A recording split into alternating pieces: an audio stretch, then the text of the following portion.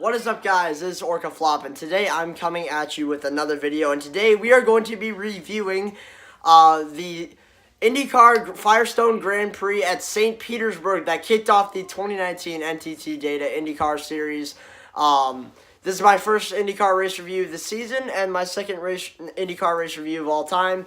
And I can't wait to talk about this race because honestly, I really enjoyed this race, and I thought it was definitely worth watching.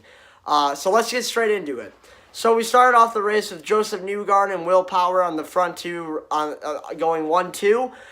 That obviously Penske was really good in qualifying, and Chip Ganassi Racing wasn't too far off the charts either, with Scott Dixon and Felix Rosenqvist qualifying third and fourth. Will Power led us to the green with Josef Newgarden spinning the tires early and Rosenqvist and Will Power getting a good jump at the start. Will Power took the lead and Felix Rosenqvist slid into the second spot. Sorry for the stutter there. Josef Newgarden went down to third, and then Scott Dixon was in fourth. I believe Reinhard Ray was sixth, Rossi was fifth, and Jack Harvey was actually sixth, having a great run for that team. And the race went on pretty steadily, as though Felix Rosenqvist, the young Swedish rookie, was fairly close to Will Power, keeping him within 7 to 6 tenths of a second behind Will Power, as Will Power continuously was slowly pulling away a little bit, bit by bit at St. Petersburg. And Josef Newgarden and Scott Dixon were really close together. They couldn't seem to get away from each other. It couldn't seem like Newgarden was able to pass away Dixon, as Dixon was trailing pretty close in his lap times. And so, that being said, it was really close by that circumstance. Reinhard Ray and Alexander Rossi were running all right. They weren't too fast, weren't too slow. They were pretty average. Jack Harvey and James Hinchcliffe were going at it a little bit in the back. Sorry, my throat's been dying. So, yeah. I got Sebastian Bourdais was making moves over the course of the run, and sadly, the two-time defending St. Petersburg winner ended up blowing an engine at around lap 12 or 14, and he ended up the engine blew up, and he ended up DNFing and finishing last in this race. And we got the full course yellow, I believe. Yeah, we got a full course yellow because of that.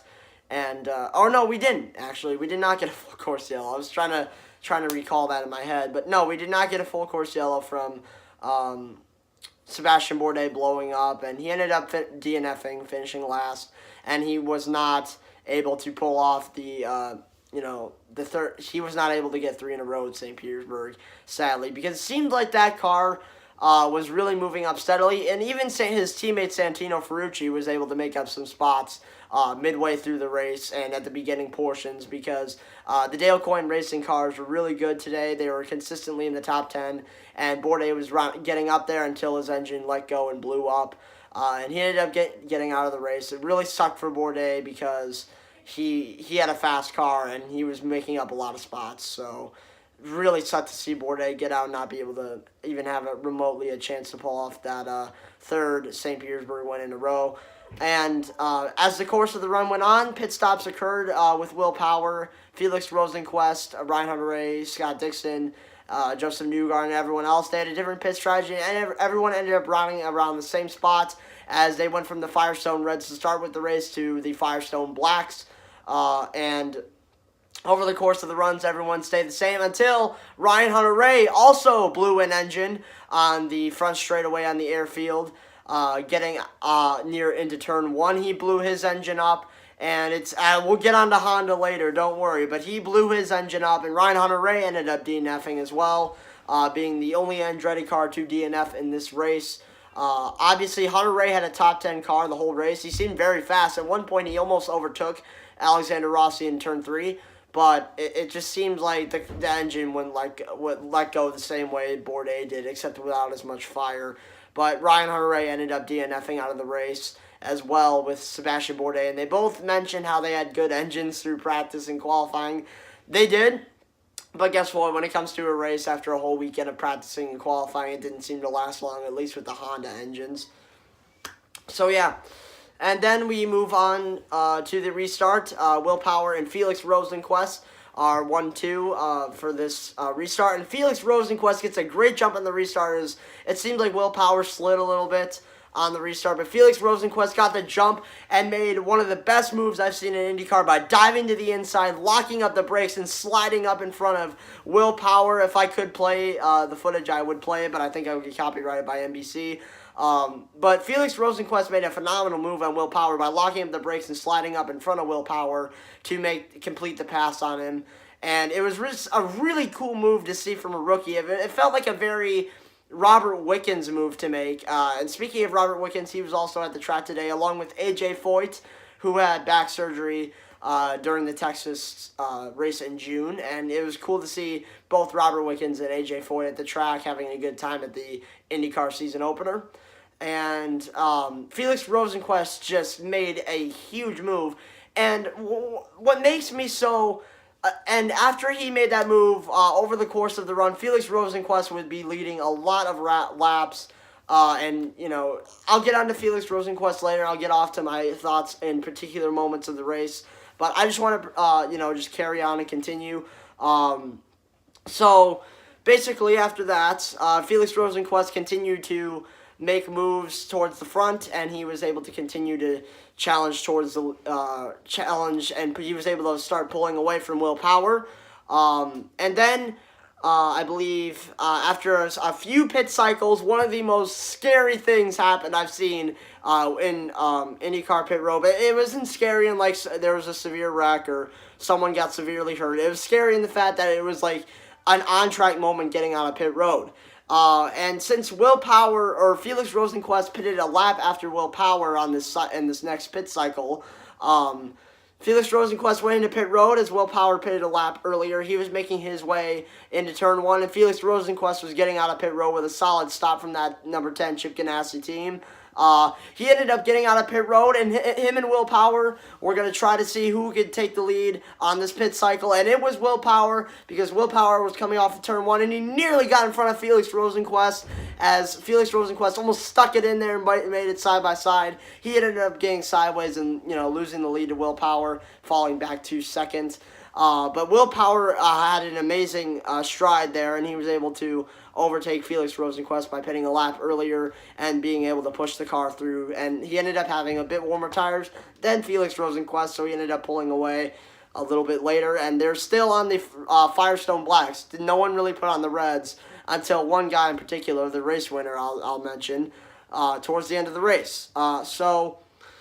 Yeah, and then, nothing much happened there. Newgarden and Dixon made their stops. Takuma Sato and Marcus Ericsson had some problems earlier. They seemed to not have speed, and, I think they were having electrical problems. I'm not for sure, though. But then, I believe, what was it? I forgot what the caution... Yeah, okay, no, I remember what the caution was for. Ed Jones ended up... him and Matthias Laced, soon after the... close pit road incident with Felix Rosenqvist and Will Power. Ed Jones clobbered the wall as I think his brakes got too hot and he wasn't able to break through the corner. And Ed Jones slammed the wall, and his car was destroyed, the number 20 Ed Carpenter Racing Chevrolet. And then Matthias Laced came in with a little bit of a slide and knocked the left rear tire off. And both Matthias Laced and Ed Jones crashed out of the race midway through, and they both ended up DNFing. Ed Jones, I never thought Ed Jones was that good, but geez, that was a bad move. Again, though, he probably was a mechanical failure. I'm not going to sit here and fault Ed Jones too much for that. It probably was a mechanical failure nonetheless, and it's not a good look on Ed Jones, because now this is his third team he's been with since he was a rookie. He was originally at Dale Coyne Racing, then went to the number 10 car, Ganassi, and then now he's with Ed Carpenter Racing in the number 20. And then Spencer Pigot was in the number 21. He was running consistently in the top 15. Seemed like he was playing a different strategy, along with a couple other notable names here, list here. And then we had a very interesting strategy. We went back green. Felix Rosenqvist got a phenomenal restart once again, was able to hold the lead for a long time. I believe Colton Herta did like a little bit of a side swipe move that normally you would see at Mid-Ohio in the modern-day IndyCar Aero kits. He was able to go up and juke out Zach Veach, and he was able to make a really aggressive move into the inside turn 1 and make that pass. And then over the course of the run, Felix Rosenqvist was continuing to lead laps and show an outstanding performance for a rookie, similar to how Robert Wickens did at St. Petersburg last year, except this time Felix Rosenqvist is driving the number 10 for Ganassi. And the funny thing is that usually Chip Ganassi puts the 10 car aside because they want to focus more on Scott Dixon, and Scott Dixon had a top 5 run all day. He was doing very good, and usually they put that 10 car aside from Scott so they could put more attention towards Scott Dixon and that number 9 team. This time, though, it seemed like Felix Rosenqvist was not going to have that, and he was going to go 100% with that car, and he made it a very big contender today. And over the course of a run, Will Power, Rosenqvist, and Dixon went into pit. Rosenqvist and Power went into pit, and then Newgarden and Dixon stayed out. So they were playing a couple different strategies from each team. And over the course of a run, it seemed like there was a battle between James Hinchcliffe and Jack Harvey. It seemed like James Hinchcliffe's car was better on the long run, so that's what allowed him to gain onto Jack Harvey and try to make close passes. So that being said, James Hinchcliffe was able to close on Jack Harvey, but was not able to pass him. But we saw a good battle there. Simon Pagenaud, who was easily the worst out of the Team Penske cars, was running in 7th, but he was having a good day nonetheless. And then this is where the real strategy kicked in. Josef Newgarden and Scott Dixon were staying out through the majority of this time, and it seems like they're going to have to pit at some point, in which they did. Except Dixon pitted a bit earlier than Newgarden did. Newgarden ended up pitting 4 laps after Dixon did, but that allowed Newgarden to gain enough of a gap being on the hot, warm tires that he had. He put the Firestone Reds on that were made to last longer through the course of a stint, whereas the Blacks that was meant to be faster. The Reds are meant to be faster on cold tires, and then the Blacks are meant to be better with warm tires. So that's why everyone was going with the Blacks. But once Newgarden went to the Reds, he was able to fire off really good off pit road, and Newgarden pulled away to an 8-second lead.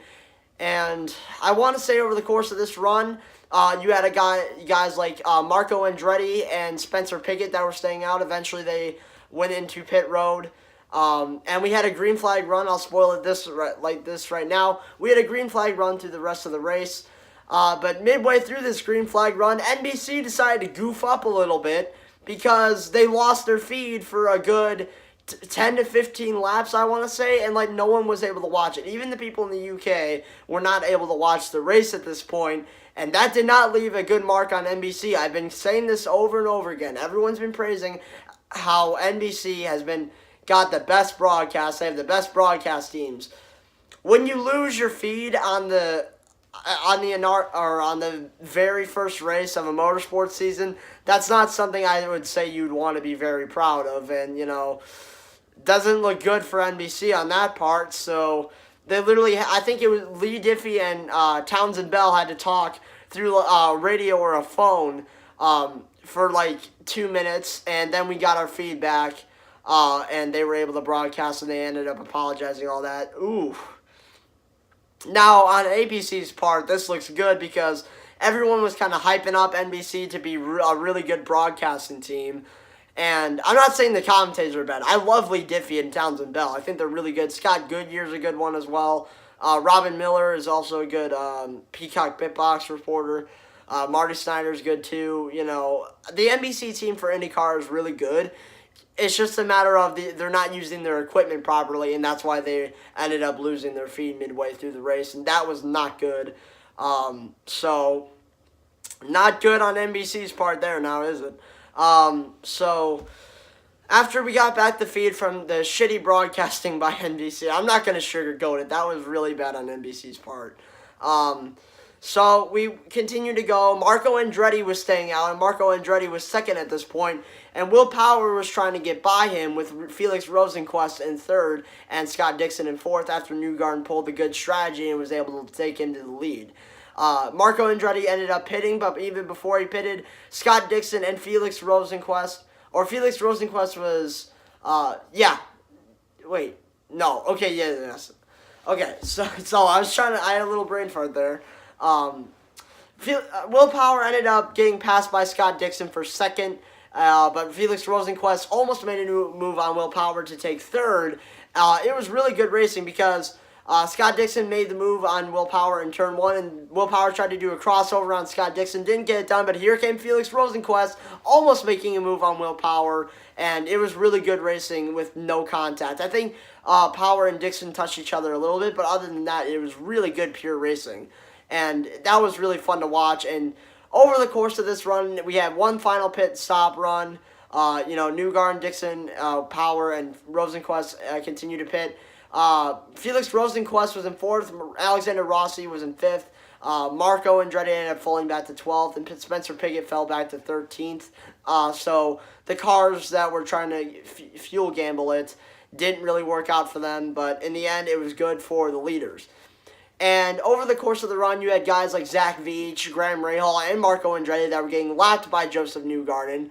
But at this point, Scott Dixon was closing by a second, another second, and another second. And Scott Dixon was really running down Josef Newgarden because of the lap traffic interfering, and he was using his push to pass. I believe at one point Newgarden was at 61 seconds, and Scott Dixon only had 30 seconds left. So you could tell Scott Dixon was using all the push to pass he could to catch Josef Newgarden. But in the end, Newgarden beat out the lap traffic, and Scott Dixon didn't gain enough. He ended up closing into a second, and we thought we were going to get a really good finish. And it was interesting to watch, too. And then I forgot to mention that Takuma Sato and Marcus Ericsson, I think, ended up DNFing. Yeah, they ended up DNFing because they had electrical issues. I know that for Sato. I don't know about Marcus Ericsson. I don't know what happened to him, but I know Sato had electrical issues. But NBC didn't really show it. Another bad thing on NBC. They just told us, oh yeah, Sato and Ericsson DNF. They told us why Sato didn't say why Ericsson did. So that was a thing. And yes, the best possible way for me and the IndyCar season to start, Josef Newgarden was able to hold off Scott Dixon, and coming off the final quarter, Josef Newgarden won at St. Petersburg. Fuck yes. Hell yeah. Newgarden won the season opener at the Firestone Grand Prix of St. Petersburg. Team Penske's first win of the season, Newgarden's first win of the season, and Newgarden is now the points leader, I believe. I'll have to check back on that. But yeah, Newgarden wins the Firestone Grand Prix at St. Petersburg. Awesome. Hell yeah. If it's not Marco Andretti, it's Josef Newgarden. If you know me, you know that Josef Newgarden and Marco Andretti are my two favorite IndyCar drivers. And my God, Josef Newgarden played a hell of a race. The strategy was perfect. What they were doing with the car over the course of runs, the pit strategy was very interesting to see. And they were able to play out a perfect race by staying out long enough to maintain the lead. And my boy, Josef Newgarden, won at St. Petersburg and won the first race of the IndyCar season. Awesome to see Team Penske win again. I believe Power got on the podium as well. The podium finished out with Scott Dixon in second and Will Power in third. So Penske got two of his cars on the podium. And then Simon Pagenaud ended up finishing seventh. The finishing order was Josef Newgarden, Scott Dixon, Will Power, Felix Rosenqvist ended up getting a top 5 out of that. Awesome for the rookie. Alexander Rossi fifth. Let's see, was it? Who got 6? I can't remember. Was it? Oh, it was Jack Harvey, I think. Yeah, Jack Harvey. And then Simon Pagenaud, James Hinchcliffe, etc., etc. Sorry. But yeah, it was overall a really good race. I'm going to give this race an 8.5 out of 10. The strategy was very interesting to see how guys like Newgarden, Dixon, Felix Rosenqvist, and Power would pit on different cycles or different parts of a cycle and rotate each other throughout the lead, basically. The only one out of those 4 that wasn't able to lead a lap was Dixon, but either way, Dixon was still right with them the entire time, and it was really interesting to see how they would cycle out through pit road. So I give the race an 8.5 out of 10 for the amazing strategy, and there was really good racing to a point. You had the battle between Herta and Zach Veach. You had the battle between Jack Harvey and James Hinchcliffe, Rosenqvist and Power, Newgarden and Dixon. It was really good. And you also had that pit exit by Felix Rosenqvist that nearly overtook Power for the lead on that pit cycle. That was really interesting to see. That was really fun as well. So that played into a factor. A couple things I want to talk about aside from the race that also contributed to the race. Honda's engines. oh boy, is this a 2017 repeat all over again? Because Honda managed to get 4 of their cars DNF'd. Sebastian Bourdais, Ryan Hunter-Reay, Takuma Sato, and Marcus Ericsson. And both Marcus Ericsson and Takuma Sato had electrical issues within the engine, and then Ryan Hunter-Reay and Sebastian Bourdais ended up blowing up. You know, after last year, after Honda winning the Manufacturers' Championship and Scott Dixon winning his 5th IndyCar Championship, I would expect Honda to get a bit of knowledge on how to build their cars. Apparently, I was wrong, because Honda was absolutely awful today. Well, no, they weren't awful because they had Dixon and Rosenquist carrying them today. But Andretti Autosport was bad aside from Alexander Rossi. But that was about it. Like, Zach Veach was okay. He ran top 15 for a little bit. But most of the Honda teams struggled. They weren't able to compete with the Penske Chevys that much, except for Ganassi. But, again, that's it. You know, the fact that you're literally going to have Ryan Hunter-Reay and Sebastian Bourdais blow up in the early stint of a race is embarrassing, to say the least, and you're really making Chevy look good. Especially, I think one of the most notable races that Honda has gotten a reputation for being unreliable and having unreliable engines was the 2017 Indy 500 with Alonso and Hunter-Reay blowing up in that race. Alonso was probably the biggest impact because that's when he could have pulled off the Triple Crown of Motorsports. That, again, he has another chance to do that this year, and he'll be driving for McLaren and have an alliance with Carlin Racing. So, that being said, I genuinely think as though Honda really needs to improve their engines quick, because if they don't do that, they're going to have inconsistency with engines constantly blowing up, and they're not going to have the consistency they need to go out and win another title like Dixon did last year. Felix Rosenquist.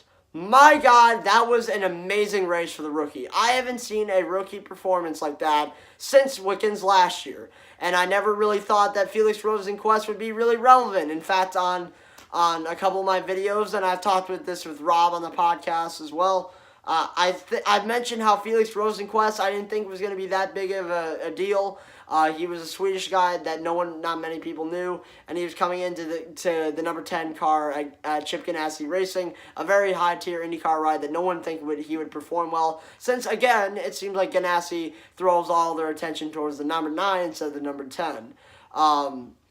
So it was really awesome to see Felix Rosenquist go out there and lead laps and prove everyone that he belongs in IndyCar in a top ride like Chip Ganassi Racing. He was able to outperform Will Power, Newgarden, and Dixon for a while, and he ended up finishing 4th, ahead of Alexander Rossi, who has been arguably one of the best drivers in IndyCar as of now, along with Scott Dixon. And he really proved himself today, and I think he showed us that Felix Rosenquist, that he deserves to be there and he deserves to be at Chip Ganassi Racing, because I think what really showed it was when he outbraked Will Power and slid the car in front of him. I haven't seen anyone really wheel a car like that aside from James Hinchcliffe. I remember at Pocono he was able to dirt track that thing sideways at Pocono. But Felix Rosenquist was able to wheel that car and bring it into a serious winning contender. And that's why I think Felix Rosenquist and Scott Dixon looked really good, and it made Chip Ganassi Racing look good today. And I think Felix Rosenquist had an absolutely outstanding performance. Again, I can't wait to see what he does at COTA and Long Beach in these next coming races. So it was awesome to see him perform like that. It's always good to see a rookie performance be like that. And you know, I already talked about the NBC broadcasts. Hopefully they can improve. I don't think they will, because NBC has kind of had a reputation for being bad like this. That was really piss poor for performance at NBC. God forbid they do anything like that at the Indy 500. I don't think they will, but just hope to God they don't. So that's it for my race review. I gave the race an 8.5 out of 10. Let me know your thoughts in the comments section on what you thought of the race. I'd love to hear you guys' thoughts. And I'll see you guys in the next one. Bye.